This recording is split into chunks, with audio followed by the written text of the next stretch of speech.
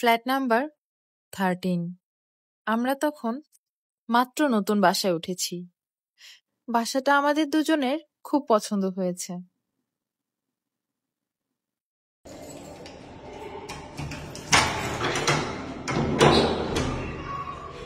Dressing টেবিলে বসে বসে চুল আঁচড়াচ্ছিলাম।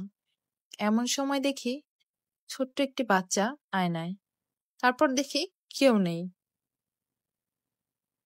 কেমন যেন ভয় হতে লাগলো। সেদিন আমরা দুজন ঘুমাচ্ছিলাম। হঠাৎ রাতে দরজায় কে নক করতেছে এত রাতে?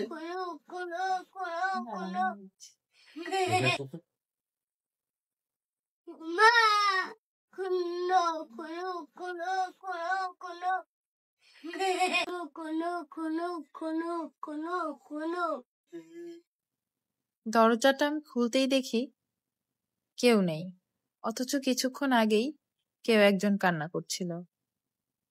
বাহিরে তো কেউ নেই। এরপর প্রায়ই অদ্ভুত কিছু হতো। হঠাৎ দেখতাম দোলনায় একটি বাচ্চা দোল খাচ্ছে, তারপর কেউ নেই। ঘরের মধ্যে বাচ্চার দৌড়াদৌড়ির আওয়াজ শুনতাম। কে যেন খলখলিয়ে হাসে আর আমাকে ডাকে। একদিন ঘুমের মধ্যে আমি ভয় পেয়ে ঘুম থেকে উঠে পড়ি। তারপর ভাবলাম বাসার সিকিউরিটি গার্ডকে কল করি, বিষয়টা কি হয়েছে জানা দরকার। তখন আমি আমার বাসার সিকিউরিটি গার্ডকে কল করলাম। তারপর জিজ্ঞাসা করলাম এই ঘটনাটার ব্যাপারে। প্রথমে সে আমাকে কিছুই বলতে চায়নি, কিন্তু পরে খুব চাপাচাপিতে সে আমাকে পুরো ঘটনাটা বলল। সেটা শুনে আমার মাথায় যেন আকাশ ভেঙে পড়ল। অন্যান্য দিনের মতোই বাচ্চাটির বাবা অফিসে যাচ্ছিল, আর তার মা তার বাবাকে অফিসের জন্য রেডি করে দিচ্ছিল। রেডি হয়ে তার বাবা অফিসে চলে যাচ্ছে তার মাকে বিদায় জানিয়ে।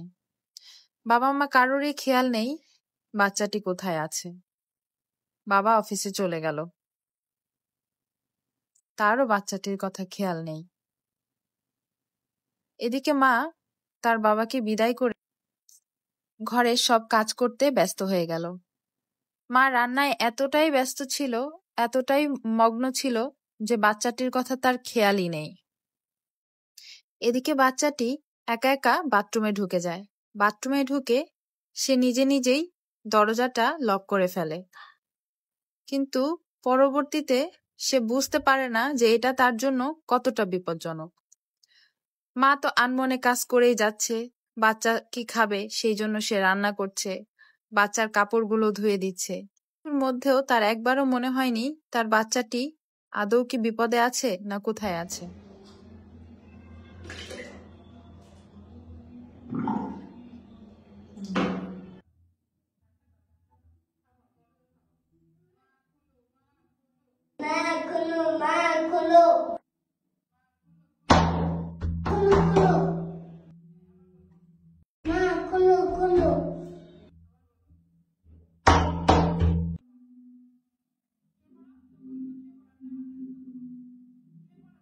তারপর হঠাৎ তার মা বাচ্চাটির কথা মনে হলো। দৌড়ে গিয়ে দেখলো বাথরুমের দরজা লক করা। মা অস্থির হয়ে গেল।